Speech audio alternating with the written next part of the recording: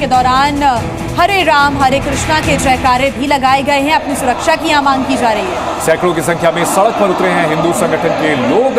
दरअसल बांग्लादेश में राजनीतिक तख्ता पलट के बाद से वहां जिस तरह से हिंदू परिवारों को निशाना बनाया जा रहा है और उसके बाद हिंदू संगठनों ने अब प्रदर्शन करना शुरू किया है कि जो ये पूरा प्रोटेस्ट है इतना भयंकर रूप ले चुका है कि यहाँ पे बांग्लादेश के अंदर में माइनॉरिटीज़ के ऊपर अटैक होना शुरू हो चुका है। बांग्लादेश इस्लाम की तरफ या इस्लामिज़म की तरफ नहीं जाएगा।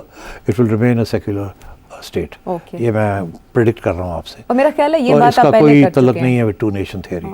बाकी ये तीसरी बात जो ये है कि इराक, शाम, लीबिया, वो बिल्कुल सही कह रहे हैं। बिकॉज वो ये इशारा ये कर रहे हैं कि जब रियासत ब्रेक डाउन कर जाती है तो जिस किस्म का इंतशार होता है फिर उसके अंदर सारा मुल्क, सारी कौम, सारी रियासत सफ़र करती है और सिविल वॉर हो जाती है। आपको याद होगा जब 1971 में पाकिस्तान दो लख्त हुआ था तो उस वक्त भारत ने शेख मुजीबुर रहमान की मदद की थी और इसी तरह के हालात क्रिएट करके वहाँ पर पाकिस्तान के दो टुकड़े कर दिए गए थे।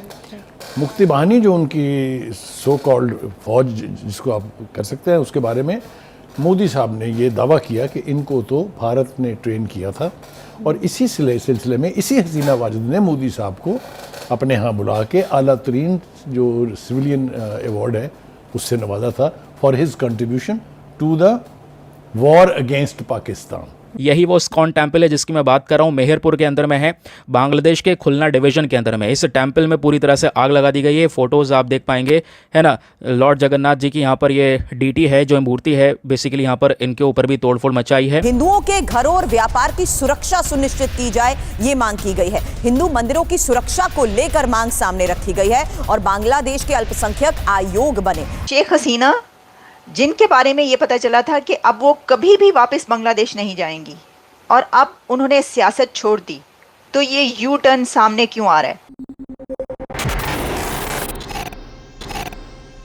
तो दोस्तों, जब से शेख हसीना इस्तीफा देने के बाद भारत आई हैं तभी से बांग्लादेश के अंदर उनकी पार्टी और अल्पसंख्यक हिंदुओं पर खतरा लगातार बढ़ गया है। कई हिंदू मंदिरों में तोड़फोड़ की गई है और कई मंदिर और घर जला दिए गए हैं। बांग्लादेश के अंदर अंतरिम सरकार का गठन भी कर दिया गया है, लेकिन बांग्लादेश के हिंदू अब भी सुरक्षित नहीं है। अब तक जिहादियों के हमले में कई सैकड़ों हिंदुओं की जान चली गई है और कई हिंदू लोगों का कुछ भी अता पता नहीं है। बांग्लादेश के हिंदुओं का कहना है कि अगर बांग्लादेश के अंदर जिहादी ऐसी उत्पात मचाते रहे तो धीरे धीरे करके बांग्लादेश के अंदर से हिंदुओं का नामो निशान मिटा दिया जाएगा। दोस्तों, जो संयुक्त राष्ट्र भारत में 30 करोड़ मुस्लिमों को अल्पसंख्यक और प्रताड़ित बताता है, आज बांग्लादेश में हिंसा के इतने दिन बाद भी उसका थोड़ा सा मुंह खुला है। हिंदुओं पर बांग्लादेश के अंदर हमले इतने ज्यादा बढ़ गए हैं कि आज हिंदू बांग्लादेश की सड़कों पर उतर आए हैं, क्योंकि उनको पता है कि वे सुरक्षित तो वैसे ही नहीं है और वैसे ही बचने वाले नहीं है। उन्होंने बांग्लादेश की बनी अंतरिम सरकार से सुरक्षा की मांग की है। बांग्लादेश की पुलिस भी इस समय बांग्लादेश की सड़कों से गायब है, क्योंकि वो पूरी तरह हड़ताल पर चली गई है। इस समय बांग्लादेश के अंदर जो सुरक्षा का जिम्मा है वो आर्मी ने संभाल रखा है और जो बांग्लादेश की आर्मी है वो वहां के जिहादियों के साथ है।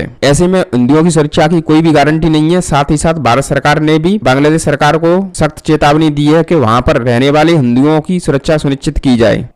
इग्नोर नहीं की जा सकती, ऑब्वियस सी बात है, क्योंकि लीडर ऑफ ओपोजिशन है वेस्ट बंगाल असेंबली के अंदर में, जहां पर इन्होंने ये पर्टिकुलर स्टेटमेंट दिया है। और दोस्तों, दूसरी तरफ एक बार अगर हम बांग्लादेश की पॉपुलेशन के ऊपर भी नज़र मारने की कोशिश करें तो यहाँ की जो टोटल आबादी है दोस्तों वो है 17.12 करोड़। 17 करोड़ से ज़्यादा की आबादी यहाँ की टोटल पॉपुलेशन नज़र आएगी, जिसमें से लगभग कह सकते हैं कि 1,31,00,000 के आसपास हिंदूज़ भी नज़र आएंगे। तो वैसे यहाँ पर 91.04% इस्लाम है ऑफिशियल रिलीजन वहाँ का। देन उसके बाद में 7.95% हिंदुज़म को फॉलो करने वाले हैं। ये 2022 के सेंसस के हिसाब का डेटा है। फिर उसके बाद बुद्धिज़्म है, देन क्रिश्चियनिटी को फॉलो करने वाले हैं, देन उसके बाद बाकी अदर कैटेगरी के। तो लगभग 1,31,00,000 के आसपास हिंदूज़ यहाँ पे नज़र आएंगे। तो हम आने वाले समय पर ये चीज़ तो निश्चित रूप से देखने को मिलेगा कि बहुत सारे जो हिंदूज़ है वो डेफिनेटली बंगाल के अंदर में एंट्री लेंगे। उसके पीछे का रीज़न क्या है, मैं आपको कुछ और आर्टिकल्स दिखा रहा हूँ, वो देखिए। आपके सामने दोस्तों फर्स्ट पोस्ट की रिपोर्ट है, बिल्कुल लाइव रिपोर्ट करेंटली मैं आपको दिखा रहा हूँ। और 6 अगस्त 2024 का यहाँ पर ये डेटा है जो भी ये वीडियो रिकॉर्ड कर रहा हूँ। तो दोस्तों यहाँ पर आज भी 6 ही अगस्त है। यहाँ पे लिखा हुआ है from temple to Hindu leaders. मंदिर भी तोड़े गए हैं इस प्रोटेस्ट के अंदर में। जो हिंदू लीडर्स उनको मार भी दिया गया है बांग्लादेश के इस एंटी हसीना मोब अटैक ने। तो माइनॉरिटीज़ के ऊपर अटैक किया जा रहा है और केवल एक ही आर्टिकल नहीं, ऐसे आपको हज़ारों आर्टिकल्स मिल जाएंगे। दूसरा आर्टिकल दोस्तों आपके सामने नजर आएगा कि temple set on fire, minorities attacked after Sheikh Hasina exit, Hindus become soft target in Bangladesh.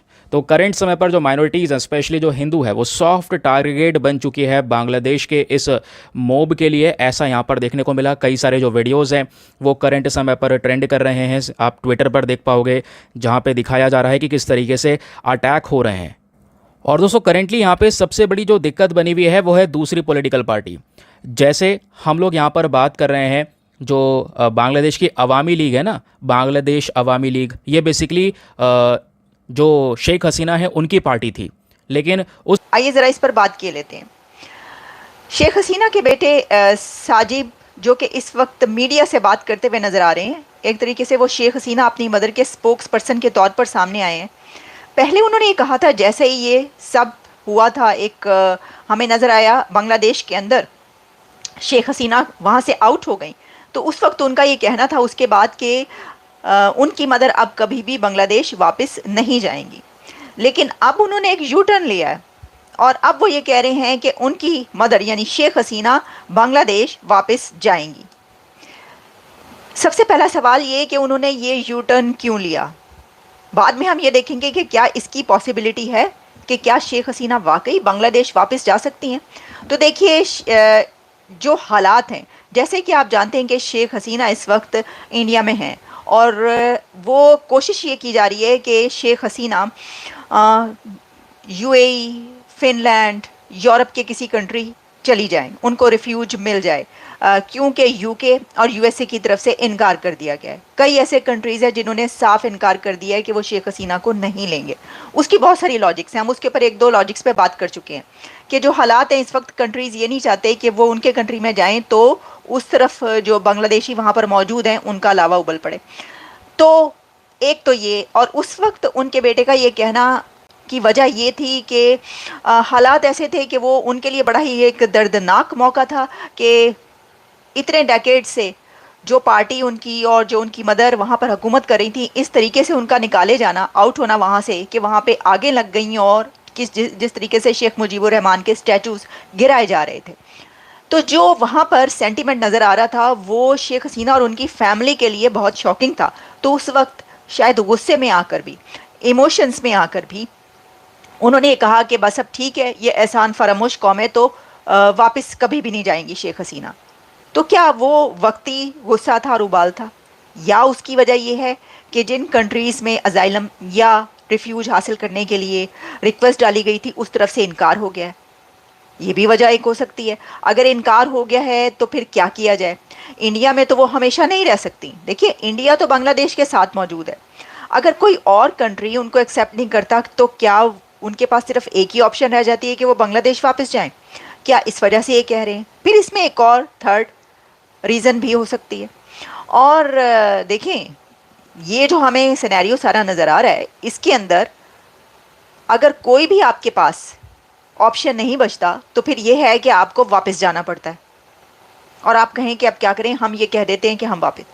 तो इसके अंदर उन्होंने एक और बात की है, और वो ये है कि उन्होंने कहा है कि जैसे ही बांग्लादेश हुकूमत, इंटरिम गवर्नमेंट जिसके मोहम्मद यूनुस अब हेड